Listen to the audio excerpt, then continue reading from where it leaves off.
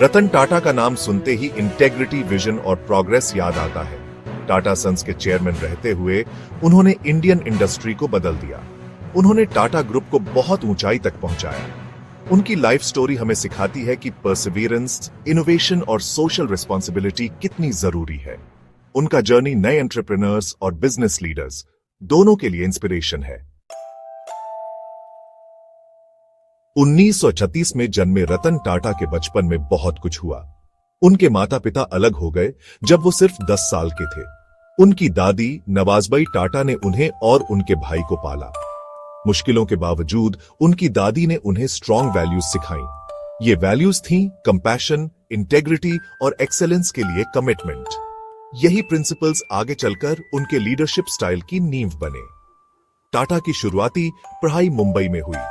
बाद में उन्होंने कॉर्नेल यूनिवर्सिटी से आर्किटेक्चर और स्ट्रक्चरल इंजीनियरिंग पढ़ा।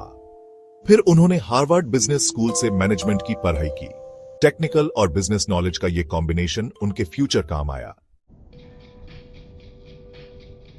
रतन टाटा का टाटा ग्रुप के साथ सफर 1961 में शुरू हुआ। उन्होंने टाटा स्टील के शॉप फ्लोर से शुरुआत की। इससे उन्हें इंडस्ट्री की असलियत समझ आई। उन्होंने बिजनेस की बारीकियां ग्राउंड लेवल से सीखी। उनकी डेडिकेशन और तेज दिमाग पर किसी का ध्यान गया। वो धीरे धीरे ऊपर बढ़ते गए और बड़ी रिस्पॉन्सिबिलिटीज वाले रोल्स लेते गए। 1991 में उनके अंकल और चेयरमैन JRD टाटा ने रतन टाटा को अपना सक्सेसर चुना। इस डिसीजन ने टाटा ग्रुप के लिए एक नए ईरा की शुरुआत की। चेयरमैन के तौर पर रतन टाटा के टाइम में अपॉर्चुनिटीज और चैलेंजेस दोनों थे।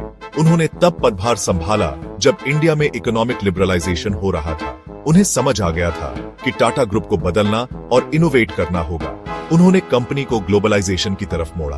उन्होंने नए सेक्टर्स में एक्सपेंशन को बढ़ावा दिया।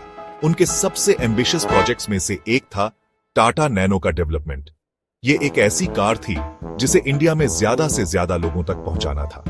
नैनो प्रोजेक्ट में मुश्किलें तो आईं, लेकिन इससे टाटा की अलग तरह से सोचने की कमिटमेंट दिखी। उन्होंने बड़े ड्रीम्स देखने और कन्वेंशनल विजडम को चैलेंज करने की हिम्मत दिखाई। उनकी लीडरशिप में टाटा ग्रुप ने IT सेक्टर में भी बहुत प्रोग्रेस की और टाटा कंसल्टेंसी सर्विसेज या TCS एक ग्लोबल जायंट बनकर उभरा। रतन टाटा ने टाटा ग्रुप की ग्रोथ के लिए ग्लोबल एक्सपेंशन की इंपॉर्टेंस को पहचाना। उन्होंने स्ट्रेटेजिक एक्विजिशंस को लीड किया। इनमें Tetley tea, Jaguar land rover और कोरस स्टील जैसे आइकॉनिक ब्रांड्स शामिल थे। इन एक्विजिशंस ने न सिर्फ टाटा ग्रुप के ग्लोबल फुटप्रिंट को मजबूत किया, बल्कि ये भी दिखाया कि इंडियन बिजनेसेस में वर्ल्ड स्टेज पर कंपीट करने की क्षमता है। इन बोल्ड मूव्स ने उन्हें एक ग्लोबल बिजनेस लीडर के रूप में पहचान दिलाई।